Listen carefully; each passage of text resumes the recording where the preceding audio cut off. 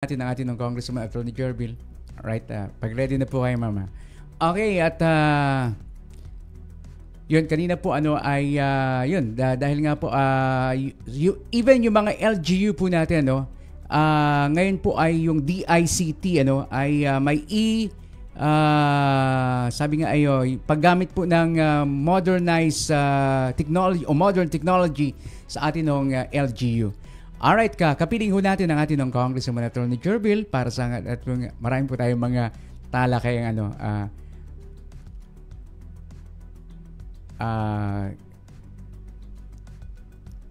at mga aalamin po sa ating ng Congressman. Alright, iayos ko lang po ma'am yung signal nyo. Okay,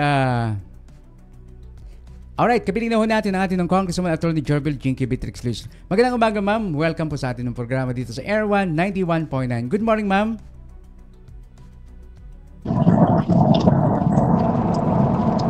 Good morning. Good morning, Batangas 2nd District. Sana ayos po. Sige, go ahead po, ma'am. Parang challenge yung audio natin. But anyway, Bayan ng Mabini, Bawan, San Pascual, San Luis, Lubo, at Tingloy, gising-gising na po. Every gising is a blessing.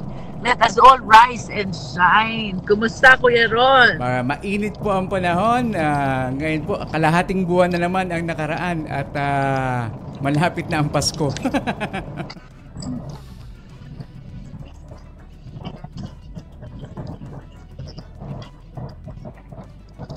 That is very true. Because less than a month and it's bare months already, no? Bilis eh. Today I believe is August 15. Opo. Tama ba? Opo. Today is August 15. Pagkatapos less than 2 weeks na lang and it will be bare months already. September na and soon enough Pasko na uli. So time passes so fast. Opo. Kaya alalahanin natin ang golden rule. Time is gold. Make sure that in every second that passes, you are able to contribute to public service, no? That is especially true with respect to public servants like us, no? Kaya sa lahat po ng ating mga kapwa public servants, this is a wake-up call. Napakabilis po ng 3 taon. And let us make sure na before this term ends, marami tayong accomplishments, not only in terms of infra programs, not only in terms of social services, but even in our own personal community service in favor of our kababayan. At least before this term ends. Because I have said this before, ang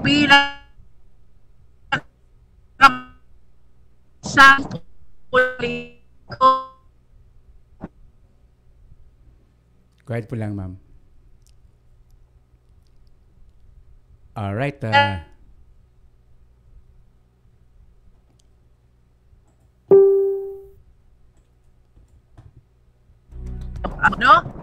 We are maximizing our time to deliver public service para sa ating mga kababayan, no? Kumusta naman ang taga 2nd District? Tayo po ba gising na? Medyo kulimlim pa dito sa aming area. Pero, Opo. Di ba? Gising-gising. Every gising is a blessing. Kaya, let us all rise and shine for the people of Batangas 2nd District. And of course, let us greet our partner mayors and public servants from different municipalities, Mayor Larry Alvarez, Vice Mayor Mikey Alvarez, and the rest of the Sanggunian, barangay captains, headed of course by ABC Mai Bukal, Ami Alvarez, Bayan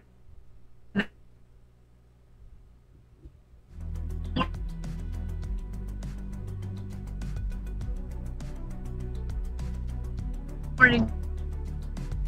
Of course, let me greet also Oxna Larga pa, Mayor Oscar Lito, Ox Hernandez, And of course, katuwang ang ating Vice Mayor, may kuya ka na, may ate ka pa, Vice Mayor Maanti Gracia, kasama ang mga konsehal ng bayan. And of course, lahat ng mga kapitan ng ating minamahal na bayan ng San Luis. Largang Friday morning po sa lahat ng ating mga kababayan dyan sa mahal na bayan ng San Luis, headed by our local officials.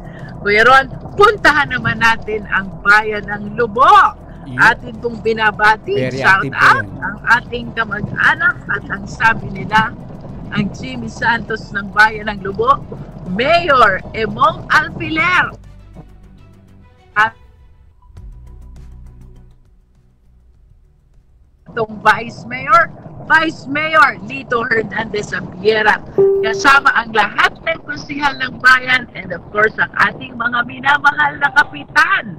Largang Friday morning po sa lahat ng ating mga kamag-anak at kababayan dyan sa mahal na bayan ng Lubo, headed of course by our local officials. And then of course, Kuya Ron, batiin din natin from San Pascual ang nagbalik na mayor, ang mas sexy kaysa kay Beatrix, of course, no less than our dear Mayor Rowena Conti, katuwang ang ating Vice Mayor Romel Aguila, ang ating Sangguniang Bayan members, at ang ating mga minamahal na kapitan. Largang Friday morning po sa lahat ng taga San Pascual, headed by our local officials.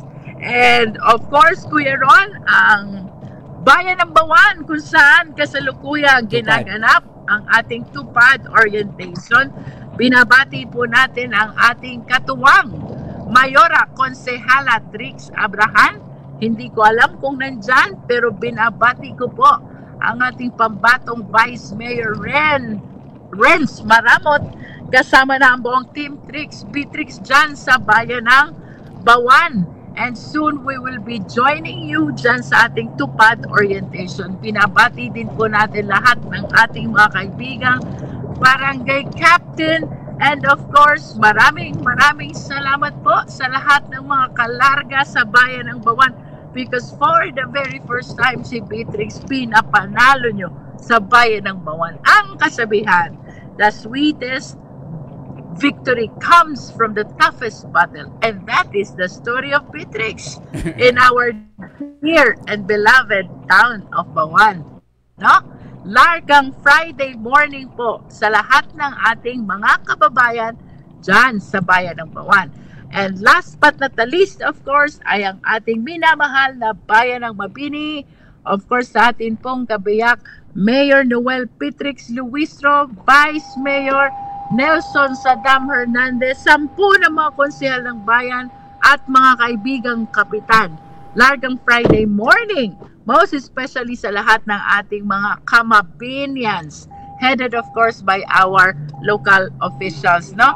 At syempre, Kuya Rod, batiin din natin ang taga 2nd District from around the world. Opo, kasi napakarami na ng followers ng ating Facebook page. Saan man po kayo naroroon, kami po'y bumabati sa inyo ng isang largang Friday. Hindi ko alam kung umaga o gabi dyan sa inyo. Basta, ang mahalaga, amin pong inaalala sa programang Larga Batangas 2nd District, lahat ng ating mga kababayan from Batangas 2nd District across the world. Good morning, Kuya Ron. Alright. And ang dami rin, ma'am, sumusubaybay sa YouTube sa inyo. Mas marami po atang mga nagko-comment sa YouTube. Kaya binabasa ko po dito, ma'am, yung mga comments po sa YouTube. Kasi nga, mas marami pong interactive po yung YouTube channel po natin. Kaya nabibigyan po natin pansin.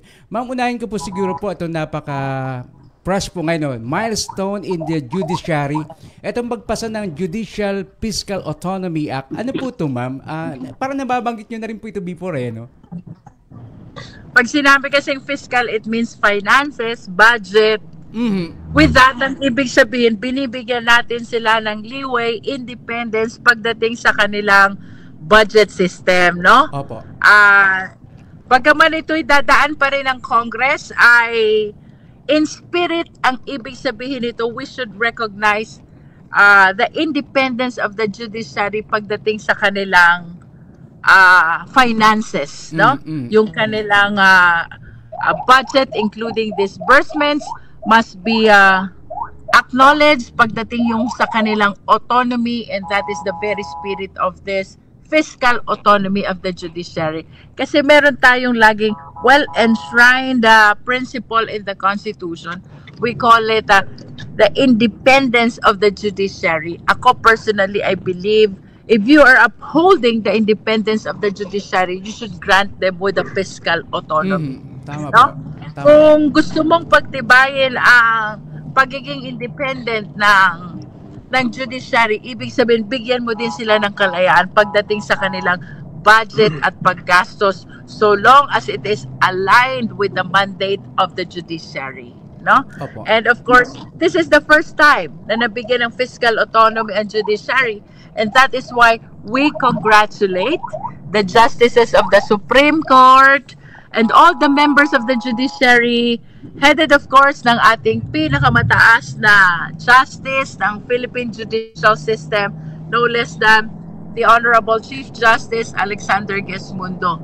Itong mga justices ng Supreme Court, if you will remember, Kuya Ron, ay nakasama natin dito sa ceremonial signing na naganap sa Malacanang, no? Kahapon lang pala yun, along with some of the legislators from the Philippine Senate and the House of Representatives. This is really historical because for the very first time ay kinilala at pinagkalooban ng fiscal autonomy, kalayaan sa pamimera, paggastos at budget ang hudikatura, which is in line also with the well-enshrined principle under the Constitution with respect to the independence of the Philippine judiciary, Kuya Ron. Opo. Congratulations po sa lahat ng mga taga-judiciary. That includes, of course, yung mga RTC judges, Opo. MTC judges, Court of Appeals, Court of Tax Appeals, and even the employees of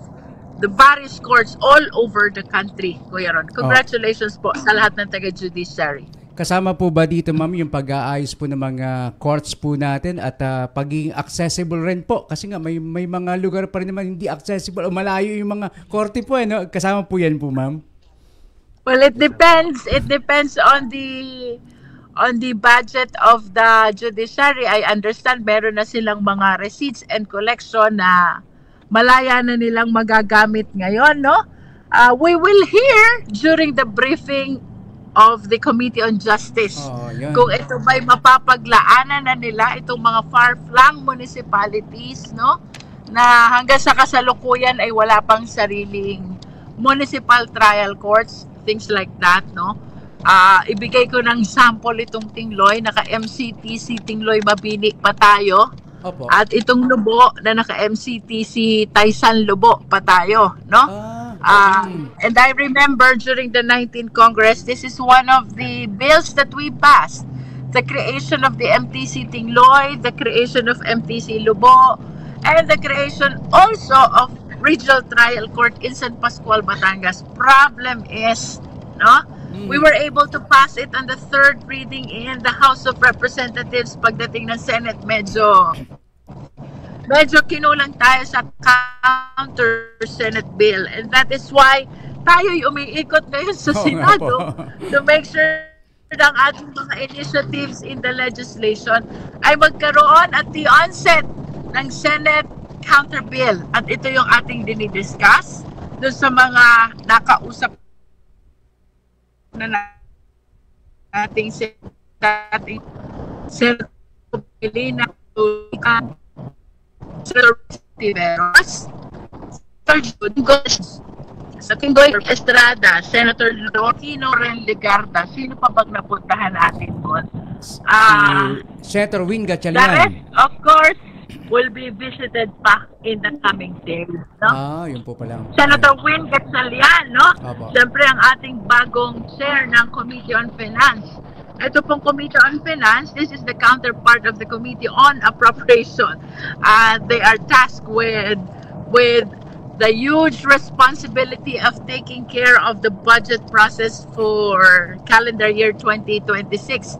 At alam mo naman, balot ng maraming issues itong naging budget process ng 2025. Opo. So, alam ko naman, and I have the highest confidence for Senator Win Gatchalian of the Committee on Finance of the Philippine Senate, and of course, Chairwoman Mika Suwansing, na bago nating Chair on Appropriations, who will be the counterpart of Senator Win Gatchalian dito naman sa House of Representatives.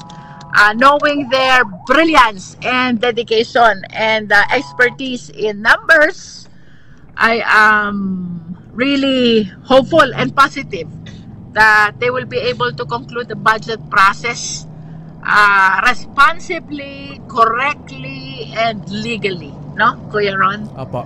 At babalikan po natin ang iba pang mga senador na hindi pa po natin nakausap para ito pong ating legislation process ay mas maging mabilis at magkaroon tayo ng katuwang na senador sa pagbabalangkas ng mga batas na atin pong sineshepherd dito sa Philippine Congress. Kuya Ron? Opo.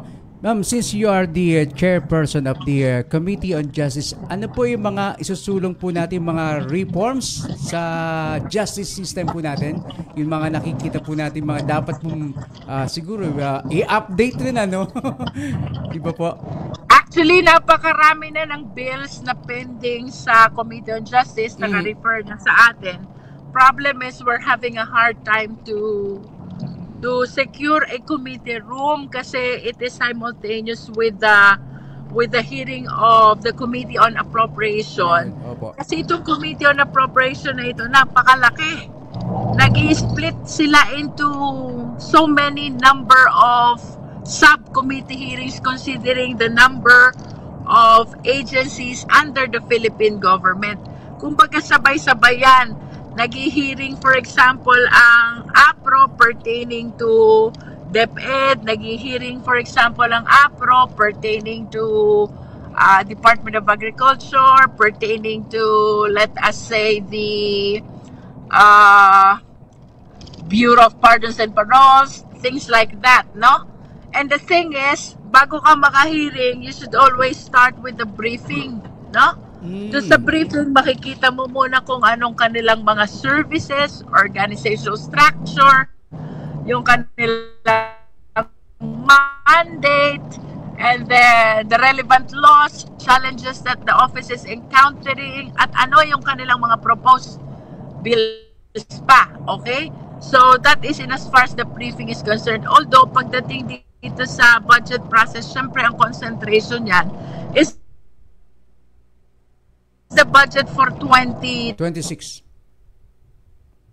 20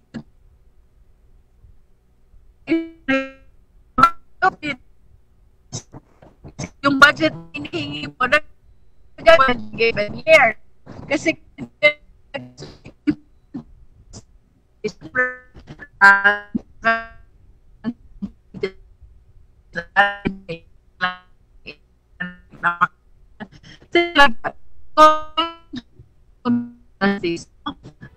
of course, as justice, Mga nasa dead spot lang po ang ating ng Congressman Attorney Jervil, ano. Mahalaga po 'to, ano, na ating po na pag-uusapan kasi yung mga kasi nga po ang ating ng Congressman na of penitentiary facility. Marami tayong kulungan na punong-puno, awas at hindi na po makatarungan ang nagiging sitwasyon ng ating mga inmates doon. So I wish to look into this. Plus, there are also legislations pending which intends to upgrade naman the organization and standardization of the employees and officials in various offices under the Committee on Justice, no? At siyempre, meron din tayong mga revision of laws. Opo. Maalala natin, one of this is the revised penal code na sobrang tagal na. Na ito po ay nagkaroon na ng review. Itong, what do you call this? UP Law Center yata yon na nag-turn over sa amin ng proposed amendment doon sa revised penal code. We will be looking into this also, no? Kaya pinipilit namin na maka-start na kami. Ang challenge na talaga ang hirap maghanap ngayon ng conference room considering the number of committee hearings of the Committee on Appropriations which are ongoing already. No, kasi itong budget dapat matapos namin kasi yung age gap before our recess. I understand our recess will be second week of October. So talagang highest priority is given to the budget hearing. Opo. And definitely we will take part also in the budget hearing as member of the majority, no? Tutulong din tayo sa hearing ng Committee on Appropriations. Ma'am, ano ba po ang proseso ng pagtalakay po sa budget hearing po? Sa pambansang budget, ano pong proseso niyan? Meron kasi tayong sinusundan sa Constitution kung sino dapat ang may pinakamalaking budget, no? Among all the agencies. Of course, we already know that. That is the Department of Education. The highest budget must always be given to the Department of Education. Pagkatapos meron siyang order of priority, yung mga agency. Hindi lang ako ganun ka-familiar, no? But anyway, we have to make sure that this is in accordance. The allocation must be in accordance with the Constitution, no? This is also an avenue for us to exercise our oversight power. Binabalikan namin yung budget last year. Kumusta naging utilization rate ninyo? Kung kayo nabigyan ng, for example, 100 million, how much of which were you able to utilize? No? Ideally, dapat na-utilize mo lahat. But it should be properly and legally. No? Kasi kung hindi mo yan na-utilize, ibig sabihin may problem sa'yo. Meron ka resources, pero hindi mo na-utilize. What is wrong? So, usually, tinatanong namin yan. What is wrong? No? So, naalala ko, there was a time na tinanong ko itong, what is this? I think DepEd. DepEd It's about computerization. Ang sabi nila, kaya hindi nagamit lahat ng pondo, kailangang i-update yung operation system nung mga laptops, I guess, parang ganyan. So, anyway, the bottom line is, kung ang utilization rate ay mababa, aalamin natin anong problema with the agency. Bakit mababa ang utilization rate niya. And usually, it is also during the budget process when the agencies ask for increase, kung saan i-justify naman nila kung bakit kailangan taasan ang kanilang budget for the succeeding year, no? Things like this, Kuya Ron. Opo. And siguro ma'am, isa rin po dapat rin yung pong DICT po ma'am, dahil sa computer po natin. Kung napoprovide po talaga, di ba may programa po ngayon ng gobyerno na kailangan maging accessible na yung internet po sa mga paaralan po natin. Yeah, that is true, Kuya Ron. In fact, during the SONA, pre-announce pa ng Pangulo, pararamihin ang areas ng libreng Wi-Fi, no? And I understand this is within the mandate of the DICT, no? Napakaraming katanungan ang ating i-raise dito sa DICT sapagkat ilang taon na rin naman silang na-create at ito'y pa-4 na taon na natin bilang congresswoman, our second term, no? Wala pa akong maramdaman. Pero sa serbisyong dala ng DICT, no? Ayan, pero sa ating Loy po pala, nakakapag-provide rin po sila ng free wifi sa mga schools po doon sa mga schools. Sa mga schools. That is why we need to hold a consultation with the principals of the different schools in Batangas 2nd District, no? Na kailangan pa nating ma-schedule. I'm supposed to have a dialogue with the supervisors of the entire province of Batangas. Nagtataka nga ako kung bakit buong Batangas dapat 2nd District lang, no? Kaya lang nag-coincide dun sa kanilang seminar, so I have not gotten in touch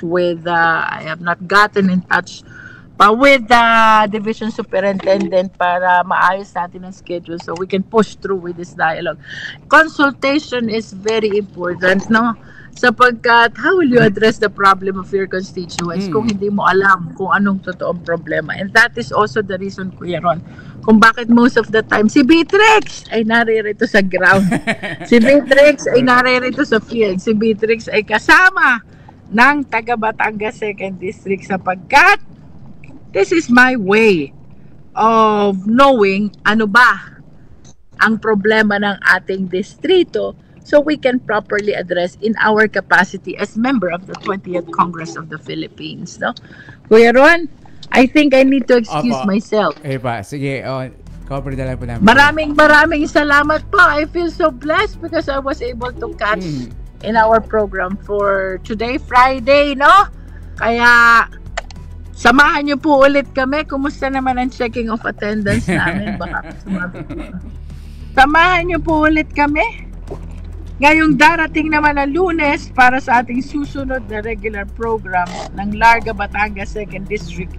And of course, sana naisalang na natin ang ating BYM, Kuya Ron, no? Opo, inaayos lang po, ma'am. Susunod na po yun sila. May isinunod ka na ba kina Mayor Larry? Dapat isinusunod na din natin yan, di Siguro ba? Monday po siguro si Mayor Oscar Lito Hernandez. Okay, maraming salamat po sa inyong lahat. And I hope to see you around Bayan ng Mabini, Bawan, San Pascual, San Luis, Lubo at Tingloy. Larga po. Maraming salamat po. Alright. Ang ating ng Congresswoman Attorney Jerbil Jinky Beatrix Luistro, who was able to catch up sa ating ng program ngayong Friday, August 15, at nandiyan naman po siya sa Bawan para sa Tupad orientation. Walang tigil po ang ating ng Congresswoman Attorney. Nakita mo, Malacanang, Senado. Sabi nga, ito po ang paraan po, no? Kasi nga, yung pakikipag-ugnayan napakahalaga po yun na sinasabi ng ating Congressman Attorney Jerbil, kasi nga tulungan po to Kongreso, Senado, di ba, para sa mga programa dito po sa ating 2nd District, Batangas.